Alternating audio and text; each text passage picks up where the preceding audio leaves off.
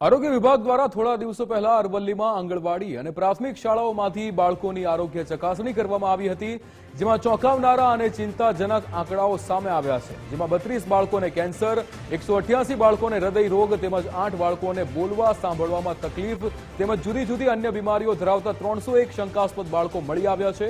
18 વર્ષ સુધીના બાળકોમાં આવી ગંભીર બીમારીઓ સામે આવતા બાળકોના વાલીઓમાં પણ ચિંતા વધી છે. સાથે આરોગ્ય વિભાગ અને જિલ્લા વહીવટી તંત્ર માટે પણ ચિંતા ઊભી થઈ છે. જોકે આવા બાળકોને સમયસર સારવાર માટે અમદાવાદની જાણીતી સરકારી હોસ્પિટલોમાં દવા શરૂ કરાવી દેવામાં આવી છે, પણ શાળાના બાળકોમાં વધતું આ પ્રકારના રોગના પ્રમાણે એ ચિંતા ઊભી કરે છે. ત્યારે આવા બાળકોને આરોગ્ય વિભાગ દ્વારા સરકાર ખર્ચે સારી સારવાર મળે તે માટે પગલાં લેવાયા છે. સાથે શિક્ષકો દ્વારા પણ આવા બાળકોનું વિશેષ ધ્યાન રાખવામાં આવી રહ્યું છે.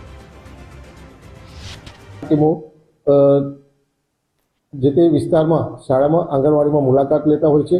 ચાલુ વર્ષમાં પણ મારી આ ટીમો દ્વારા તમામ તાલુકાઓમાં આંગણવાડીમાં વર્ષમાં 2 વાર અને શાળામાં વર્ષમાં ઓછામાં ઓછી 1 વાર મુલાકાત કરેલી છે. આ મુલાકાત દરમિયાન બાળકોનું સંપૂર્ણ સ્ક્રીનિંગ કરવામાં આવતું હોય છે. સંપૂર્ણ સ્ક્રીનિંગ એટલે કે A to Z માથાથી પગના તળિયા સુધીની સ્ક્રીનિંગ કરવામાં આવતું હોય છે. તેમાં ગંભીર બીમારીવાળા દર્દીઓ મળે, જેવા કે હૃદય, કિડની કેન્સર, એ પણ ચાલુ સાલમાં મળેલા છે. એ જુદા જુદા દર્દીઓને ચાલુ વર્ષમાં અમે હાયર સેન્ટર એટલે કે UN Mehta cancer hospital, kidney hospital વગેરે જગ્યાએ જઈ અને અમારી ટીમે જાતે ડૉક્ટર સાથે RDS કે વેહિકલમાં જઈ એ બાળકોને સંપૂર્ણ સારવાર સુનિશ્ચિત કરાવી છે. સારવાર પૂર્ણ કર્યા પછી પણ બાળકોનું નિયમિત ફોલોઅપ અમારી ટીમો દ્વારા લેવામાં આવતું હોય છે અને અમે પણ અમારી રેગ્યુલર મિટિંગમાં આ બાળકોનું રિવ્યૂ કરતા હોઈએ છીએ. શાળા આરોગ્ય તપાસણી કાર્યક્રમ અંતર્ગત અરવલ્લી જિલ્લાની તમામ શાળાઓની અંદર આરોગ્ય વિભાગ દ્વારા બાળકોની ચકાસણી કરવામાં આવે છે.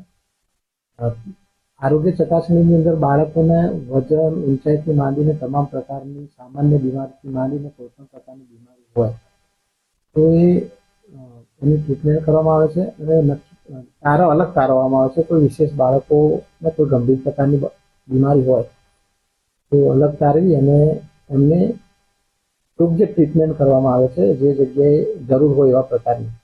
અને આ કાર્યક્રમની અંદર અમારા શાળાના જે શિક્ષકો છે એ પણ આવા બાળકોનું વિશેષ ધ્યાન રાખે છે અને ઇવન આરોગ્ય વિભાગનું ધ્યાન પણ દોરે છે અને તેમના માર્ગદર્શન મુજબ કામ પણ કરે છે.